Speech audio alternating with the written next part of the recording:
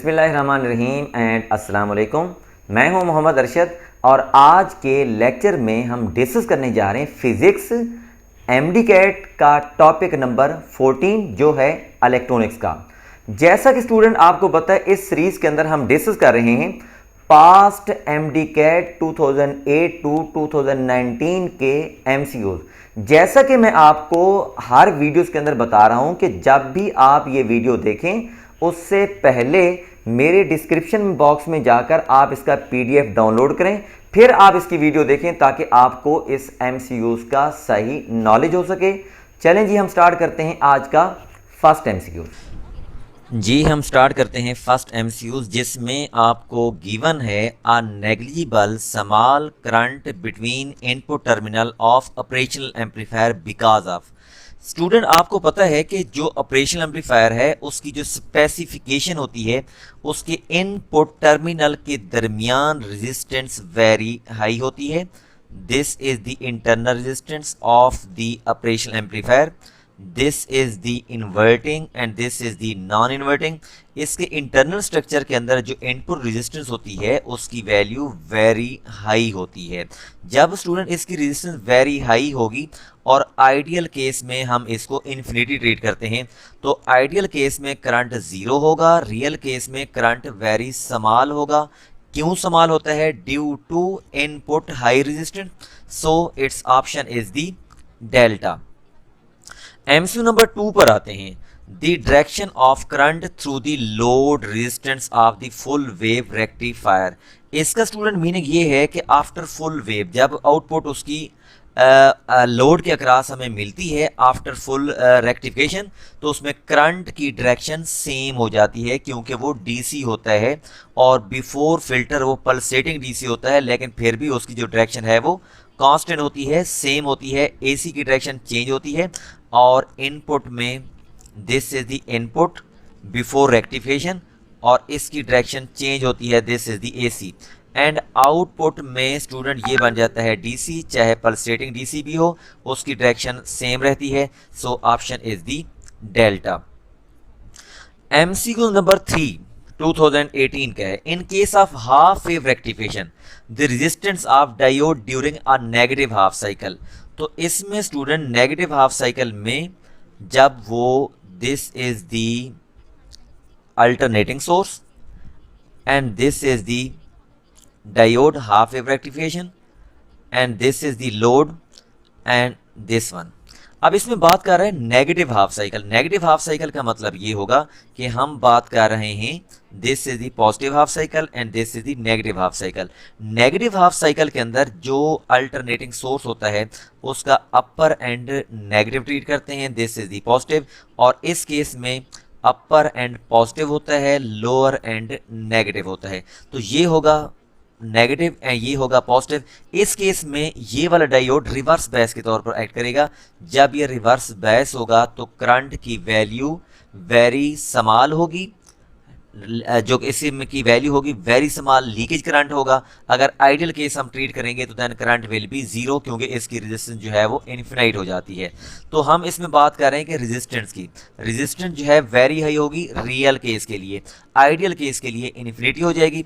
सो यहाँ पर real case की बात हो रही है, so option will be alpha क्योंकि वेरी हाई होगी। आइडियल केस होता then it answer will be infinity, so option is the alpha. MCQ number 4 में आते हैं। दी इनपुट वोल्टेज गिवन है that is equal to 0.5। Output voltage हमने calculate करनी है।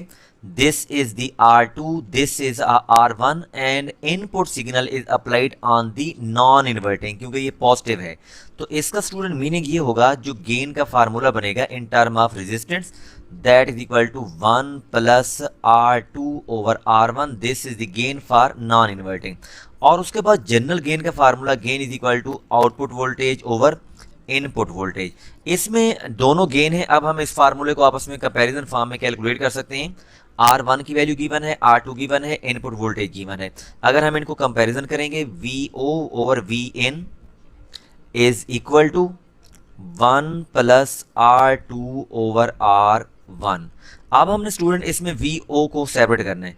जब VO को हम सेपरेट करेंगे this implies that VO is equal to V N को हम मल्टीप्लाई कर देंगे जिसकी वैल्यू है 0.5, इसको हमने मल्टीप्लाई कर दिया 0.5 और 1 प्लस R2 की वैल्यू 10 और ये है 2.5 किलो है, ये भी किलो है, ये आपस में कैंसिल हो जाएंगे। तो this is the R2 10 divided by this is दी 2.5 जो आपस में कैंसिल हो जाएंगे।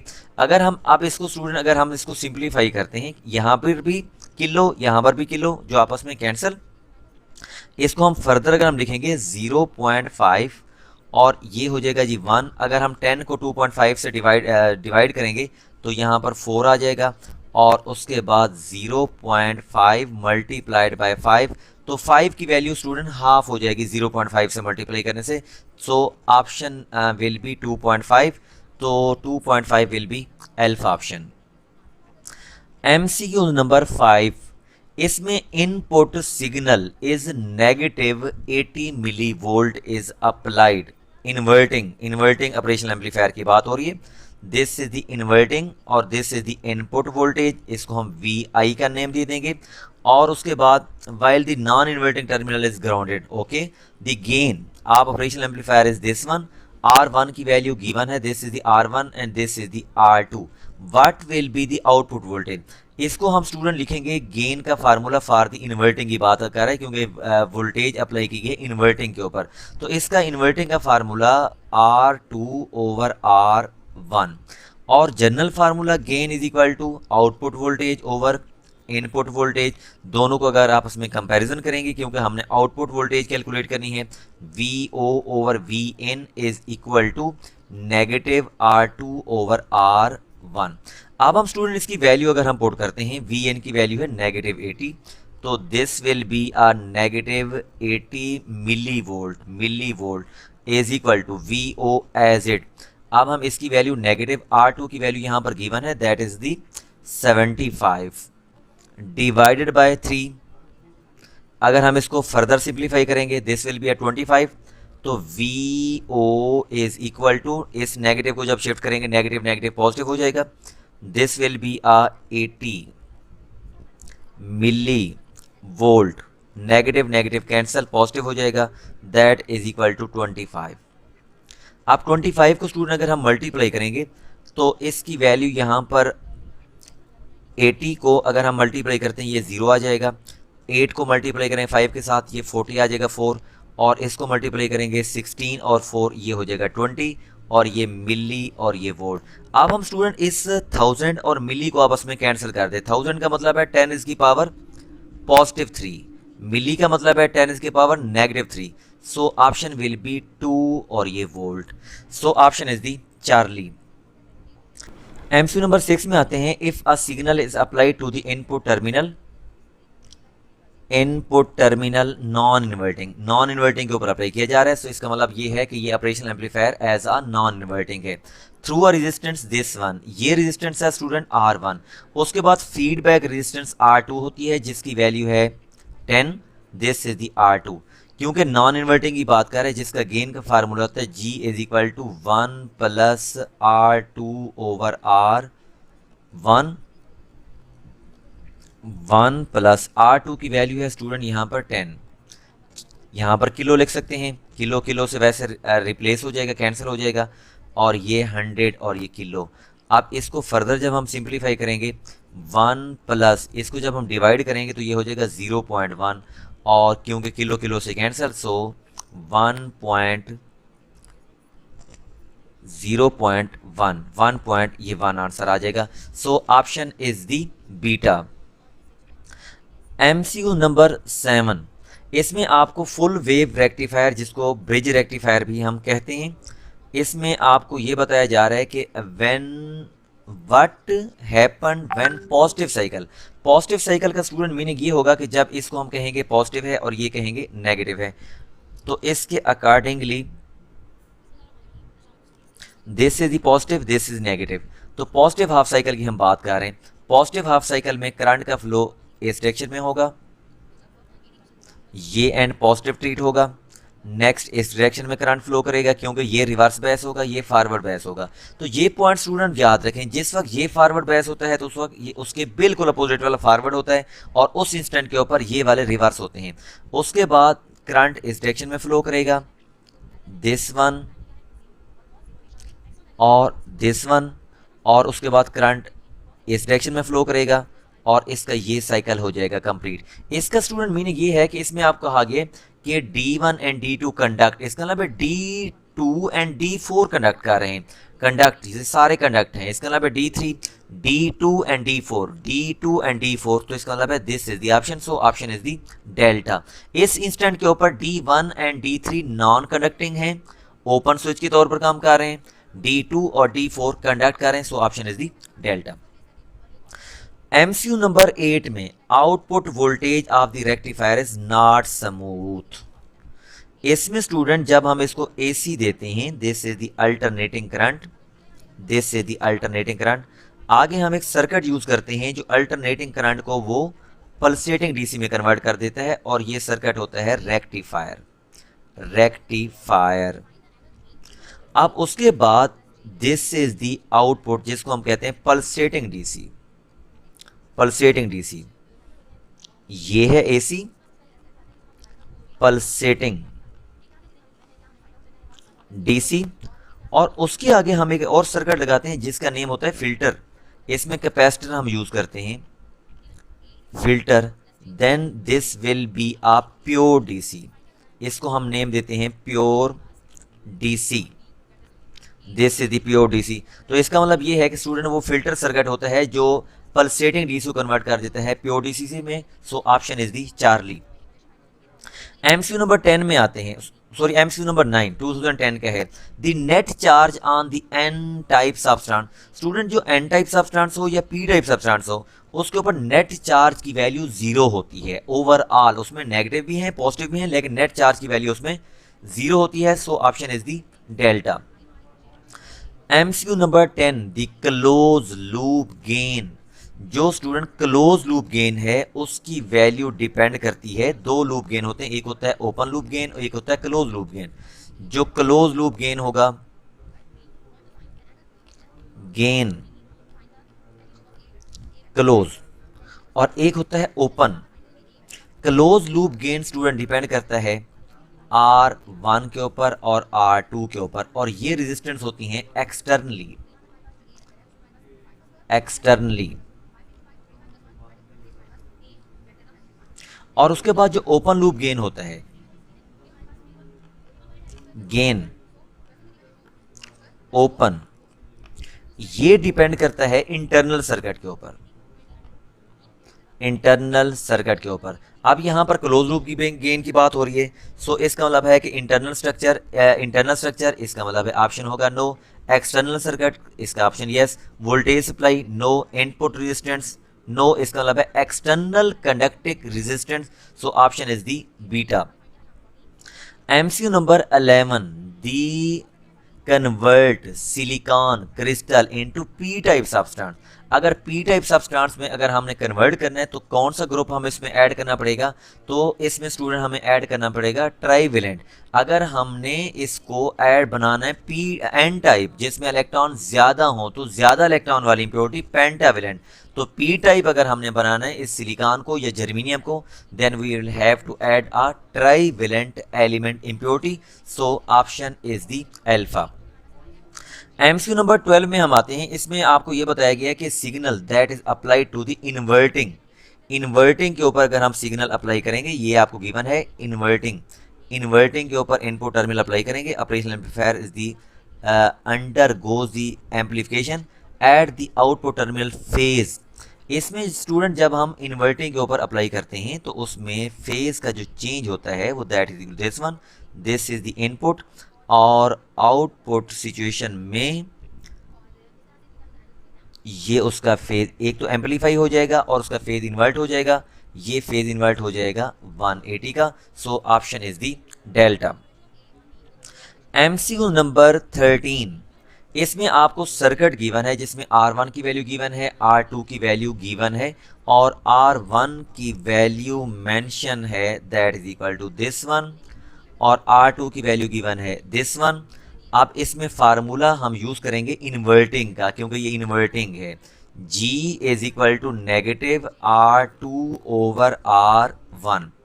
तो नेगेटिव का मतलब होता है आउटपुट सिग्नल इसका इन्वर्ट हो जाता है 180 फेज में। R2 की value 100 kilo divided by that is equal to 10, और ये किलो और इसको किलो से kilo cancel, that is equal to negative 10। So option is the beta. MCQ number 14, n type semiconductor is made by doping the silicon crystal with. अब इसमें student N type जब उसमें बनाते हैं आम सिलिकॉन्स को से या जर्मीनियम से, तो उसमें हमें पेंटावेलेंट इम्प्योरिटी डालनी पड़ती है। पेंटावेलेंट इम्प्योरिटी है दैट इज द आर्सेनिक। ठीक है जी, ऑप्शन चार्ली। MCQ नंबर 15 में practically dash current flow in the reverse base PN junction. जो प्रैक्टिकली जो है उसमें करंट जो फ्लो करता है उसमें करंट की वैल्यू है होती है बिल्कुल जीरो प्रैक्टिकली। ठीक है, प्रैक्टिकली करंट की वैल्यू वेरी वेरी स्मॉल होती है, जीरो होती है, नो करंट फ्लो। अगर उसमें हम बात करते हैं फॉरवर्ड की, उसमें करंट फ्लो करता है और उस वक्त स्विच हम ऑन के तौर पर काम करते हैं, और प्रैक्टिकली जंक्शन के अंदर कोई करंट फ्लो नहीं करता। सो ऑप्शन इज दी अल्फा। अब हम डिस्कस करते हैं MCQ number 16, in LED when an electron combine with dash during forward bias photon of light। जब हम स्टूडेंट LED को इलेक्ट्रिसिटी प्रोवाइड करते हैं तो उसका इलेक्ट्रॉन कंबाइन होता है विद दी होल, जिसकी बेस के ऊपर रेडिएशन फोटोन इमिट होता है। So option is the hole, Charlie is the option. MCQ number 17, इसमें आपको सर्किट गिवन है। ये इससे ऑनवर्ड स्टूडेंट मैंने खुद MCQ सेलेक्ट किए हैं। The given circuit has two ideal diode as shown in figure. अब एक स्टूडेंट चीज याद रखिएगा कि जब हम आइडियल डायोड ट्रीट करते हैं उसमें फॉरवर्ड में उसकी रेजिस्टेंस हम जीरो ट्रीट करते हैं और रिवर्स बायस में उसकी रेजिस्टेंस इन्फिनिटी ट्रीट करते हैं। The current flow through the circuit R1।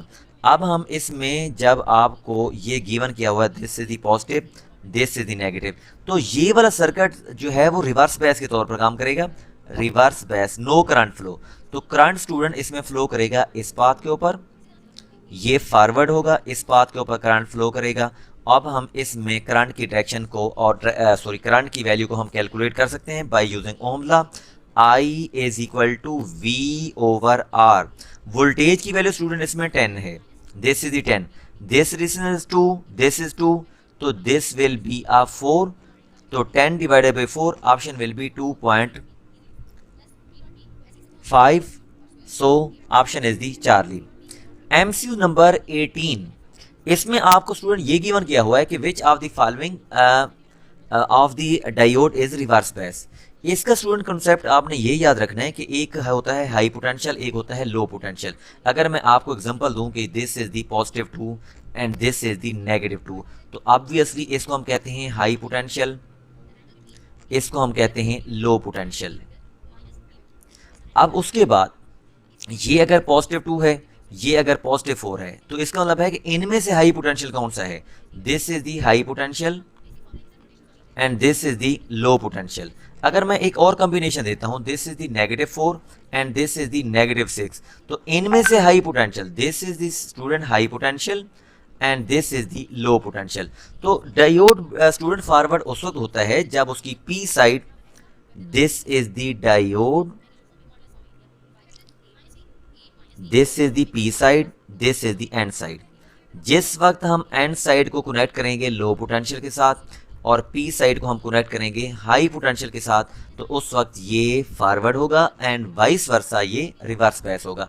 अब हम इस वोल्टेज को हम कंपैरिजन करते हैं, this is the high, this is the low, क्योंकि ये जीरो पोटेंशियल के ऊपर है, तो इसका मतलब ये है कि पॉजिटिव पी साइड जो है लो के साथ है, एंड साइड हाई के साथ है, तो इसको हम कहेंगे this is the reverse bias.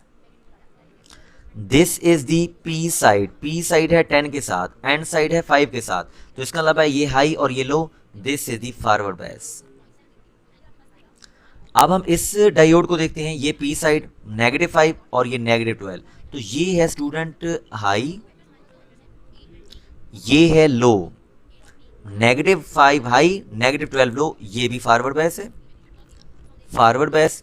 और इस अगर जंक्शन को हम देखते हैं कि this is the P side, this is the N side, तो एन वाली साइड ये है स्टूडेंट लो और ये है जीरो वाली हाई, नेगेटिव मुकाबले में जीरो वाली हाई, तो ये भी होगा फॉरवर्ड बैस। तो इसके अकॉर्डिंगली हमने चूज करना था रिवर्स बैस, तो so option is the alpha. MCQ number 19, the device use for AC to DC, simple MCQ, उसको हम कहते हैं रेक्टिफायर, उसको हम रेक्टिफायर कहते हैं। Charlie is the option.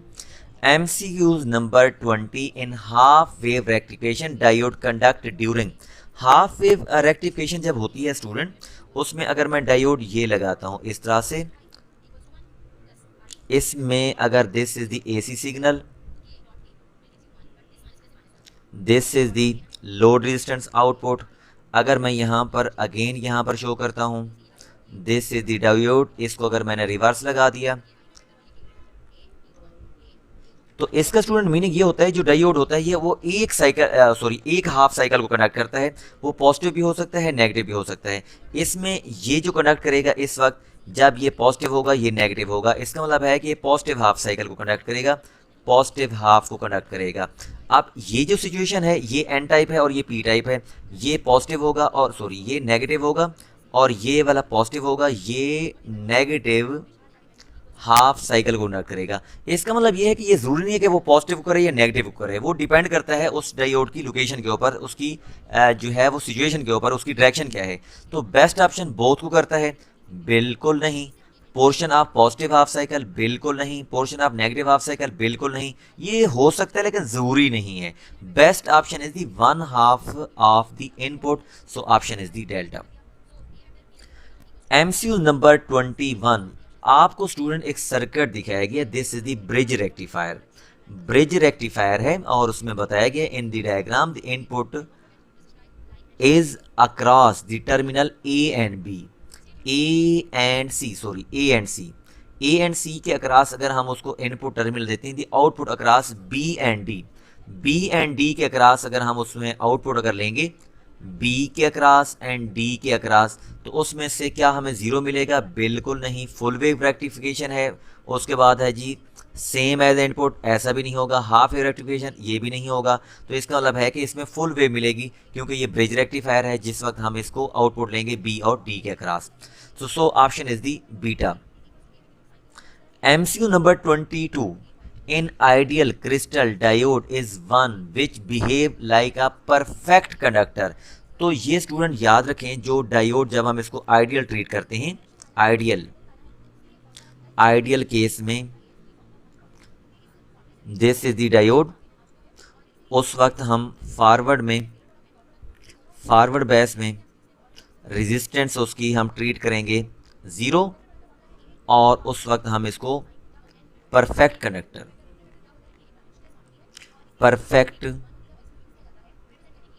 Conductor हम ट्रीट करेंगे और उसको रिवर्स बेस में इसकी रेजिस्टेंस इन्फिनिटी होगी और ये परफेक्ट इंसुलेटर के तौर पर काम करेगा। Now option is the alpha. MCQ number 23, a half wave rectifier is being used to rectify an alternating voltage frequency of 50. The number of pulse rectifier current about 1 second। इसमें student आपको half wave rectifier की बात कर रहा है और उसके बाद उसकी फ्रीक्वेंसी 50 है और number of pulse rectifier obtain in 1 second, उसकी तादाद कितनी होगी? तो ये हम एक सर्किट, इसको हम अंडरस्टैंड करने के लिए ये हम एक ग्राफ को डिस्कस करते हैं। ये स्टूडेंट आपको AC दिखाया गया है। सबसे पहले नंबर पर ये आपको बताया गया दिस इज द AC, ये है AC, ये है हाफ वेव के लिए और ये है फुल वेव के लिए। अगर हम इसकी फ्रीक्वेंसी स्टूडेंट हम लेते हैं दैट इज इक्वल टू 50, तो इसकी फ्रीक्वेंसी भी 50 होगी। उसकी रीजन क्या है? एक वेव कंप्लीट हो रही है इस पॉइंट तक और इसमें भी एक वेव कंप्लीट हो रही है इस पॉइंट तक और उसके बाद ये नेक्स्ट वेव। इसका मतलब है इस इंटरवल में 2 वेव हैं, इस इंटरवल में 2 वेव हैं, ये 2 वेव्स हैं और ये भी 2 वेव्स हैं। वेव्स का स्टूडेंट मीनिंग ये होता है कि दोबारा हम उसी पॉइंट पर आ जाएं, इन फेज आ जाएं। एक वेव कंप्लीट हो रही है, यहां तक एक वेव कंप्लीट हो रही है, इसको भी मैं कहूंगा दिस इज दी 2 वेव और इस जगह पर this is the 1 wave, 2 wave, 3 wave, 4 wave. तो इसका स्टूडेंट मीनिंग ये होगा, अगर इसकी फ्रीक्वेंसी अगर 50 है तो इसकी फ्रीक्वेंसी भी 50 होगी, लेकिन इसकी फ्रीक्वेंसी इनसे डबल होगी, दैट इज इक्वल टू 100, क्योंकि यहाँ पर अगर 50 है तो यहाँ पर 100 होगी, अगर वहाँ पर 100 होती तो यहाँ पर 200, क्योंकि यहाँ पर हाफ वेव की बात कर रहे हैं, सो option will be the alpha. MCQs number 24, this is a very important. इसमें आपको ये बताया जा रहा है कि ये है पहले नंबर पर नॉन इन्वर्टिंग है, this is the non inverting, क्योंकि इनपुट हम नॉन इन्वर्टिंग के ओर दे रहे हैं, नॉन इन्वर्टिंग। अब इसमें जो इनपुट रेजिस्टेंस R1 है, यहां पर R1 स्टूडेंट यहां पर है नहीं, ओपन सर्किट है, that is equal to infinity. और ये R2 जो सर्किट है वो शॉर्ट है, शॉर्ट अगर है तो R2 की वैल्यू 0 हो जाएगी। अब हमने इसका गेन कैलकुलेट करना है, gain is equal to 1 plus R2 over R1। तो इसके अकॉर्डिंगली हम इसको सॉल्व करेंगे, 1 प्लस R2 की वैल्यू 0 है और डिवाइडेड बाई इन्फिनिटी, सो ये हो जाएगा 1 plus 0, so answer will B 1, option is the delta. MCQ number 25 में आपको ये कहा जा रहा है कि गिवन सर्किट है और इसके अंदर आपको एक इनपुट वेव दिखाई है और इसमें कहा गया है कि आउटपुट करंट विल बी 0। कौन सी सिचुएशन में आउटपुट करंट 0 होगा? आउटपुट करंट स्टूडेंट 0 उस वक्त होता है जब ये सर्किट रिवर्स बैस हो, रिवर्स बैस। अब ये वाला पॉइंट देखें, इस इंटरवल में हम ये कहेंगे कि इस इंटरवल में अगर मैं आपको ये बताऊं, इस इंटरवल में जब अल्टरनेटिंग सोर्स होगा, this will be positive, this will be negative. इस हाफ में, इस पोर्शन में upper end negative, lower end positive. Again इस पोर्शन में upper end positive, lower end negative. तो इसमें इसका मतलब ये है कि ये डायोड उस वक्त कंडक्ट करेगा जब ये वाला एंड पॉजिटिव होगा, ये वाला एंड नेगेटिव होगा, ठीक है। अब रिवर्स बैस कब होगा? जीरो करंट कब होगा? जब ये वाला एंड पॉजिटिव होगा और ये वाला एंड नेगेटिव होगा। तो अब हम इसको जब हम सॉल्व करेंगे तो इस पोर्शन में अगर हम देखें, ये वाला जो पोर्शन है, ये वाला पोर्शन, इस पोर्शन में ये वाला एंड पॉजिटिव होगा, ये वाला एंड नेगेटिव होगा, करंट इस डायरेक्शन में फ्लो करना चाहेगा, लेकिन इस सिस्टम में ये वाला डायोड रिवर्स बैस होगा, क्योंकि ये वाली सिचुएशन है, इस सिचुएशन में ये रिवर्स बैस होगा। रिवर्स बैस कब होगा? जब टाइम इंटरवल होगा। ये वाला जो टाइम है स्टूडेंट, इस जगह पर का जो टाइम है, इसको हम कहेंगे दिस इज दी T/4, और ये वाला जो टाइम है दिस इज इक्वल टू 0, और उसके बाद ये वाला जो टाइम है, ये वाला टाइम, ये पॉइंट को हम नाम देंगे, this point is a 3T/4। इसका मतलब ये है कि इस टाइम इंटरवल में वो नॉन कंडक्टिंग होगा, रिवर्स बैस होगा, जीरो करंट आउटपुट में होगा, इस पोर्शन में कंडक्ट करेगा और इस पोर्शन में कंडक्ट करेगा, क्योंकि हमने देखना है रिवर्स बैस, नॉन कंडक्टिंग, जीरो करंट। तो इसका मतलब है ये वाला पोर्शन T/4 एंड 3T/4, इसका मतलब है इस पोर्शन में स्टूडेंट ये क्या होगा? फॉरवर्ड बैस होगा, फॉरवर्ड बैस होगा। इसमें, इस पोर्शन में फॉरवर्ड बैस होगा, और इस पोर्शन में ये सिचुएशन सही है ना, कुछ इसमें फॉरवर्ड होगा, कुछ इसमें रिवर्स होगा। अगर इस पोर्शन की हम बात करते हैं, ये भी सिचुएशन के लिए कुछ पोर्शन में फॉरवर्ड होगा, कुछ में इसमें रिवर्स होगा। अब अगर हम इस टाइम इंटरवल को देखें, ये टाइम इंटरवल है T/4 और 3T/4, इसका मतलब है इस टाइम इंटरवल में ये वाला डायोड रिवर्स बैस होगा, रिवर्स बैस और no current, so option will be the delta. MCQ number 26, इसमें आपको दो डायोड गिवन है और उनकी डायरेक्शन आपको रिवर्स दिखाई गई है। अब हम इसमें ये देखते हैं कि जिस वक्त इसमें फर्स्ट हाफ की बात करते हैं, जब ये वाला एंड पॉजिटिव होगा, ये वाला एंड नेगेटिव होगा, तो करंट स्टूडेंट फ्लो करेगा दिस डायरेक्शन में, और उसके बाद इस डायरेक्शन में, इस डायरेक्शन में, अगेन इस डायरेक्शन में डाउनवर्ड करंट आएगा ये, और उसके बाद ये साइकिल हो जाएगा कंप्लीट, ठीक है जी, साइकिल इसमें कंप्लीट हो जाएगा।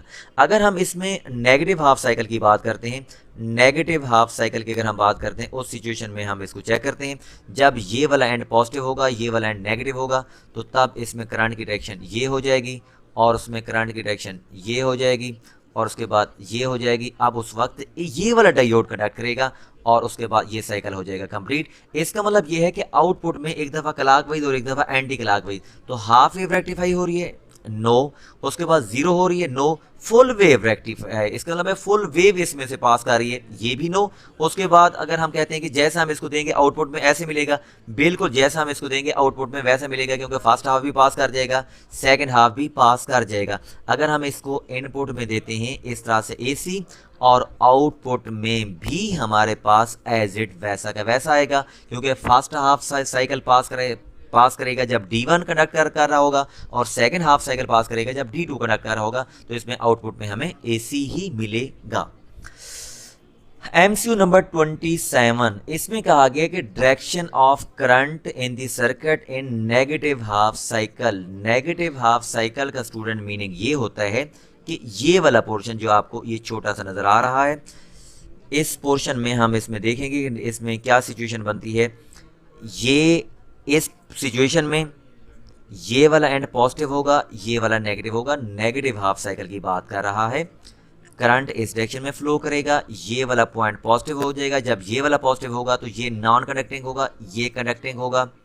उसके बाद करंट की डायरेक्शन इस वे में हो जाएगी, उसके बाद ये कंडक्ट करेगा, और उसके बाद दिस वन, और ये साइकिल हो जाएगा कंप्लीट। तो इसका मतलब ये है कि सेकेंड हाफ साइकिल में करंट की जो डायरेक्शन होगी वो B2A होगी, B2A होगी। और एक और बात भी स्टूडेंट याद रखें कि चाहे यहाँ पर नेगेटिव हाफ साइकिल होता, चाहे पॉजिटिव हाफ साइकिल होता, तो आउटपुट सर्किट में करंट की डायरेक्शन हमेशा कांस्टेंट रहती है। ठीक है, जो option is the beta. MCQ number 28, in input is given between A and C, then which one will be true? अगर हम इसमें इनपुट हम देते हैं तो इस सिचुएशन में अगर ये है पॉजिटिव है, ये है नेगेटिव है, तो इसके मुताबिक करंट की डायरेक्शन स्टूडेंट ये हो जाएगी, दिस वन, ये वाला एंड, और उसके बाद करंट इस डायरेक्शन में फ्लो करेगा, और उसके बाद जी दिस वन डायरेक्शन, और उसके बाद दिस वन डायरेक्शन, और उसके बाद ये साइकिल हो जाएगा जी इसका कंप्लीट। अब इसमें ऑप्शन हम पढ़ते हैं, pulsating DC between B2A, B2A, ये है डायरेक्शन B2A, B2A बिल्कुल ठीक ऑप्शन है पॉजिटिव हाफ साइकिल में। Pulsating DC flow from B2A negative half cycle. अगर हम नेगेटिव हाफ साइकिल की बात करते हैं, इसका कलर हम चेंज करके हम डिस्कस करते हैं ताकि हम इसको इजीली अंडरस्टैंड कर सकें। ये एंड जब नेगेटिव होगा, ये एंड इसका पॉजिटिव होगा, दिस वन, दिस वन। अब इसमें करंट ये क्योंकि रिवर्स हो जाएगा, अब करंट की डायरेक्शन ये हो जाएगी, ये रिवर्स है, उसके बाद करंट की डायरेक्शन अगेन ये हो जाएगी, क्योंकि ये हमें पता है कि जब फुल वेव रेक्टिफिकेशन होती है आउटपुट सर्किट में करंट, इसमें आउटपुट सर्किट B2D ही है, तो आउटपुट सर्किट में करंट की डायरेक्शन वैसे भी सेम रहती है। फर्स्ट हाफ साइकिल में B2D था, नेगेटिव हाफ साइकिल में भी B2D ही है। अगर हम सेकंड ऑप्शन पढ़ते हैं तो उसमें B2D है, ये ऑप्शन भी बिल्कुल ट्रू है, तो बोथ A एंड B ये फिर बेस्ट ऑप्शन हुआ। Pulsating DC from D to B, तो ये ऑप्शन रॉन्ग है, so best option is the Charlie. MCQ number 29, MCQ number 29 को अंडरस्टैंड करने से पहले मैं आपको स्टूडेंट एक चीज़ मैं बता दूं ताकि हम इस MCQ को ईजिली अंडरस्टैंड कर सकें। अगर मैं यहाँ पर एक बैटरी शो करता हूँ जिसके पॉजिटिव नेगेटिव टर्मिनल अगर मैं शो नहीं करता, दिस इज दी बैटरी, अगर इसके साथ मैंने यहाँ पर एक्सटर्नल सर्किट अटैच कर दिया, this is the external circuit, external circuit मैंने अटैच कर दिया, और इस एक्सटर्नल सर्किट में करंट की अगर मैं डायरेक्शन शो कर रहा हूँ, ये है source of EMF, source of EMF। अगर मैं करंट की डायरेक्शन स्टूडेंट ये शो करता हूँ इधर डाउनवर्ड और इधर अपवर्ड, तो ऑब्वियसली आप समझ जाएंगे ये सोर्स ऑफ EMF है जो एक्सटर्नल सर्किट में करंट को सेंड कर रहा है। This will be treat as a positive, this will be treat as a negative. तो ये पॉइंट हमें क्लियर हुआ, जो एंड EMF का एक्सटर्नल सर्किट में करंट को सेंड करेगा, चार्जेस को सेंड करेगा, उसको हम ट्रीट करेंगे एज अ पॉजिटिव ट्रीट करेंगे। तो अब हम इस सर्किट को देखते हैं। इसमें कहा गया है कि some of the student use given a following instruction, they designed circuit to give full wave rectifier output AC supply. The positive output must be connected with the red terminal and negative output with the black terminal. ठीक है जी। उसके बाद next number पर आपको ये बताया कि विच satisfy the instruction, कौन सा सर्किट जो है वो सेटिस्फाई करता है। अगर हम इसको डिस्कस करते हैं कि पॉजिटिव आउटपुट ये आपको बताएगी है, अगर हम इसको पॉजिटिव ट्रीट करें, इसको हम नेगेटिव ट्रीट करें, तो इसके अकॉर्डिंगली करंट स्टूडेंट इसमें ये फ्लो करेगा और उसके बाद ये पॉजिटिव हो जाएगा, उसके बाद दिस वन, और क्योंकि ये रिवर्स है, और उसके बाद दिस वन। अगर हम यहाँ पर आउटपुट सर्किट लगाएं तो ये वाला एंड करंट को बाहर भेजेगा, तो इसका मतलब है कि ये पॉजिटिव होना चाहिए, ये नेगेटिव, इसका मतलब ये है कि ये वाला सर्किट बिल्कुल ओके है। अगर हम इसको अगर स्टूडेंट नेगेटिव के लिए भी चेक करते तो आपको पता है आउटपुट सर्किट में करंट की डायरेक्शन सेम ही रहती है। अगर हम इसको चेक करते हैं, बीटा को चेक कर लेते हैं पहले, this is the positive, this is negative. अब हम करंट की direction positive to negative this one हो जाएगी, और उसके बाद ये हो जाएगी, और ये रिवर्स हो जाएगा, तो उसके बाद ये, तो इसका मतलब ये है कि ये वाला एंड पॉजिटिव होना चाहिए था और ये वाला नेगेटिव। अगर सही होता तो इस लम्हे क्योंकि ये नेगेटिव है तो इसलिए ये वाला ऑप्शन रॉन्ग है। अगर हम इसको पॉजिटिव ट्रीट करें, इसको नेगेटिव ट्रीट करें, इसको हम चेक करते हैं, ये ठीक है, ये रॉन्ग है। इस पॉइंट के ऊपर करंट की डायरेक्शन ये हो जाएगी, और उसके बाद इसमें जी करंट की डायरेक्शन इसमें जी डाउनवर्ड, और ये भी नेगेटिव है, तो ये वाला सर्किट भी रॉन्ग है। अगर हम डेल्टा को चेक करते हैं तो this is the positive, this is the negative, current की डायरेक्शन दिस वन, और ये वाला डायोड कंडक्ट करेगा, इसमें करंट की डायरेक्शन ये वन, और उसके बाद डाउनवर्ड, और ये पॉजिटिव होना चाहिए जो कि नेगेटिव है, इसका मतलब है ये भी रॉन्ग है। So true option is the alpha option. Last MCQs, इसमें आपको ये बताया जा रहा है कि output of the following rectifier will be. अगर हम स्टूडेंट, क्योंकि ये वाला पोर्शन है नेगेटिव का और ये वाला है पॉजिटिव का, ये पॉजिटिव का, ये नेगेटिव का और ये नेगेटिव का, जब नेगेटिव हाफ साइकिल होगा, नेगेटिव हाफ साइकिल अगर मैं इसके साथ इसको कंपैरिजन करता हूँ तो नेगेटिव हाफ साइकिल में इसका कलर मैं चेंज कर लेता हूँ ताकि हमें डिटेक्ट करना ईजी हो जाए।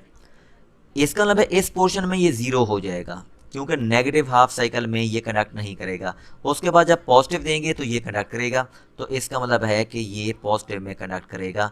अगेन ये वाला पोर्शन अगेन नेगेटिव, तो ये ज़ीरो हो जाएगा, और उसके बाद फिर ये कनेक्ट करेगा, तो ये वाली देखें क्या इसके साथ मैच कर रही है, बिल्कुल नहीं कर रही, इसके साथ भी मैच नहीं कर रही, और इसके साथ ये मैच कर रही है।